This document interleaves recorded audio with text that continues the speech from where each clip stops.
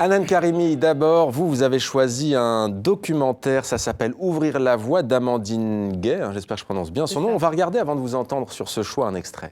Il n'y a que la France, l'équipe de France, quelle que soit la catégorie, pour faire une grève lors d'une compétition internationale. Ça s'est jamais vu. Je suis sûre que ça s'est jamais vu. Et ça, c'était hyper français. Racailleux comme ils étaient, colorés comme ils étaient, ils ont fait les Français.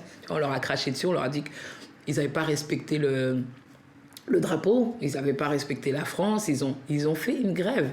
Et ça, je dis, qu'est-ce qu'ils voulaient qu'ils fassent de plus pour prouver leur francité?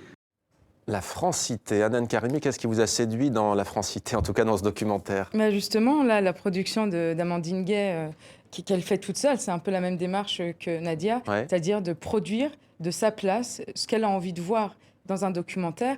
Et là, l'extrait était délicieux, comme on me l'a dit dans des commentaires, parce que qu'est-ce qui est plus français que de faire grève? Là où, d'en haut, on dit que ces joueurs de football, comme ces femmes voilées, comme d'autres, ne sont pas assimilés, en fait, ils sont... J'avais jamais entendu cette lecture sur les événements de Naïsna et la Coupe du Monde en Afrique du Sud. C'est pour ça que c'était intéressant. Voilà, un film, vous avez choisi un film, vous, Saad Lamjared, The Nice Guys, de Shane Black avec Ryan Gosling, avec également Russell Crowe et Margaret Qualley. Pourquoi?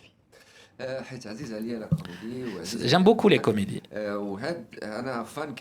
Et je suis un très grand fan de ces deux acteurs, de Ryan Gosling et de Russell Crowe. Et j'ai été très surpris par le côté comique de Ryan Gosling.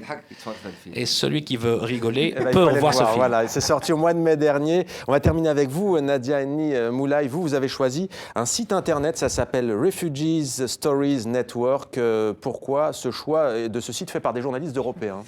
Parce que j'ai trouvé ça pertinent. Malheureusement, on est toujours dans cette actualité dramatique et je trouve que le travail de ces journalistes européens est juste nécessaire et admirable. Il couvre la question des réfugiés à Lampedusa. En fait, le but, c'est vraiment de raconter les histoires et raconter justement les histoires qu'il y a derrière les statistiques, parce qu'on parle des migrants. Redonner l'histoire, un visage à ces personnes. Redonner un visage et je pense que c'est nécessaire.